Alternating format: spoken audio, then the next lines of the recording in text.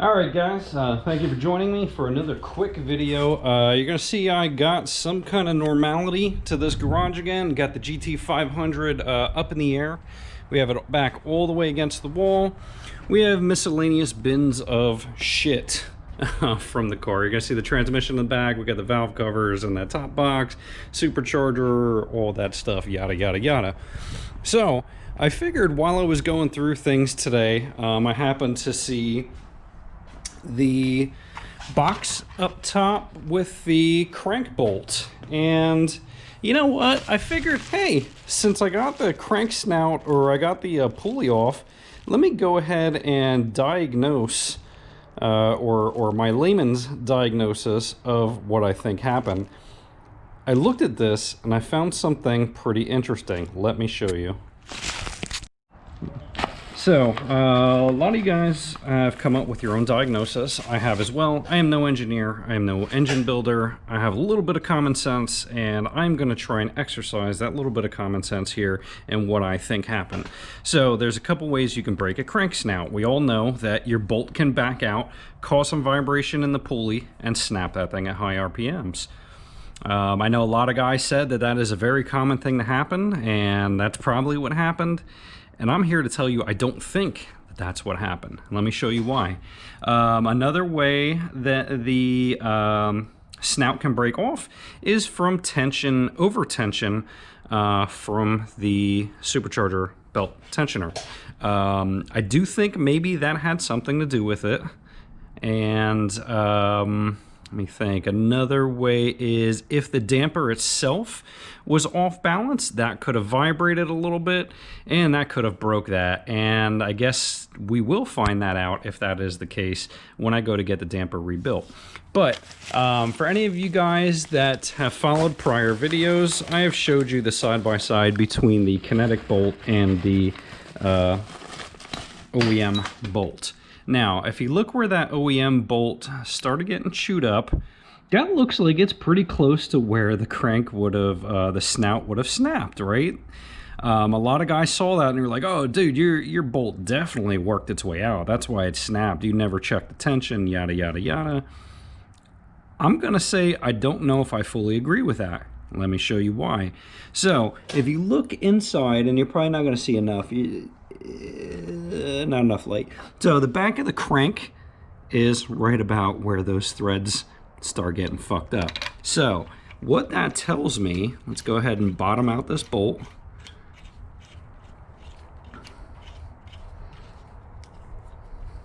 All right.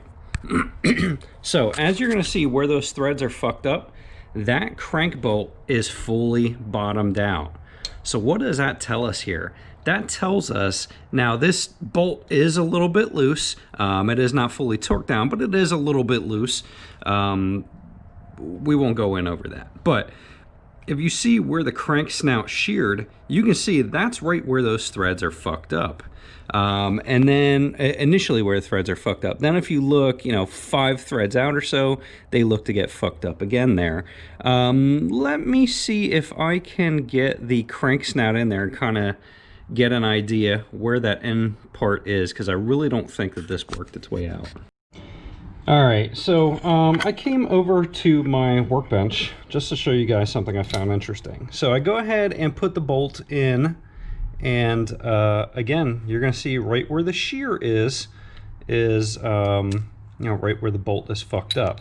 Now, if you look at those extra couple threads there, I can't see where it banged around. Maybe something up top there, but I can't exactly see where it banged around inside the snout. Now, we're going to get onto the kinetic cranksaver stud. Remember how I said when I put it in the crank that it did wiggle around a little bit? That is going to be, that's going to be fairly common. You're going to have a little bit of leeway within the threads. But let me show you something. Remember when I told you guys that this hole in the crank snout was bored out more than the bolt is? Well, guess what? Let's go ahead and prove that to you guys right now. Look how much wiggle room you have of the stock bolt inside the crank snout. So for anybody that doesn't believe that the engineering that went into the kinetic cranksaver stud makes sense, again, I am no engineer.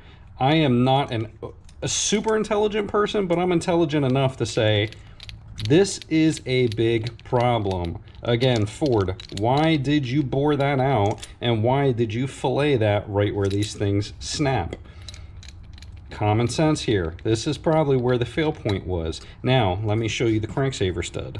Now we go to example 2 with the cranksaver stud. Now you're going to see that this thing is flared out in the middle. Now, what that's supposed to do is that's supposed to fill up that gap. And I have not tried this yet, guys, so I'm trying this for the first time with you guys because I want to see if this thing holds true. Let's see if the engineering is there with the logic. All right, that thing is snug. Yeah, I don't want to do that because that is going to fuck up the threads. All right, let me see how we want to do this. All right, we're just gonna go in halfway here because it is gonna start threading in at the ends where the snout is fucked up. But I can tell you now with the cranksaver stud in there, it has just a tiny, tiny bit of wiggle, nothing like it was stock, and you can see that it fills up the hole there. I'm gonna see if maybe I can try and deburr this snout a little bit to get this in here a little bit better. All right, so I'm not going to have anything hard enough to be able to deburr this, but again, you can see that there is just a tiny bit of wiggle just because this is not fully seated in, but for the sheer fact that I cannot fully seat this because of these burrs that are at the end of the snout, that is proof enough just that this thing is going to fit a hell of a lot more snug than what the stock bolt is. And again, just to show this again, this goes all the way through. No issues, and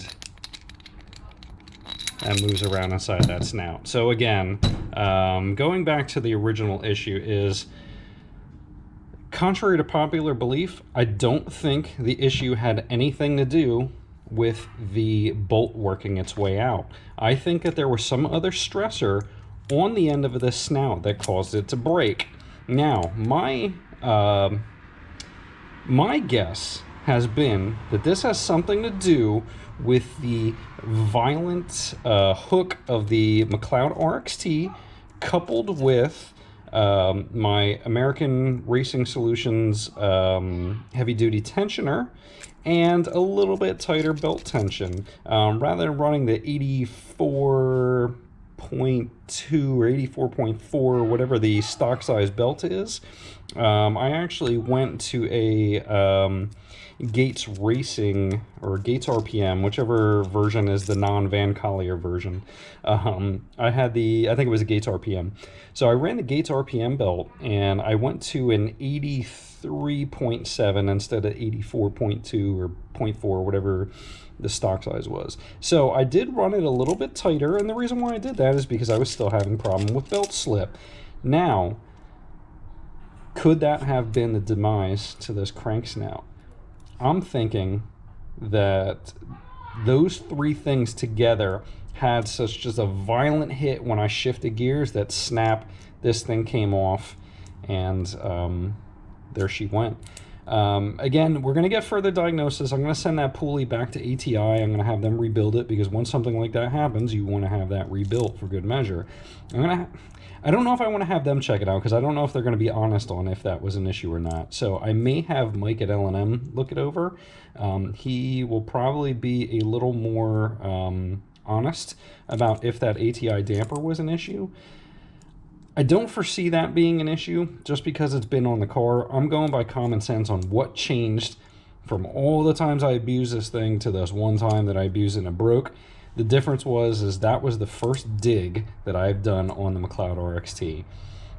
Some of the common denominators I know with all the guys that have these broken, they all have McLeod RXTs, coincidentally enough, whether it's the 1000 version or the 1200 version, they all had RXTs.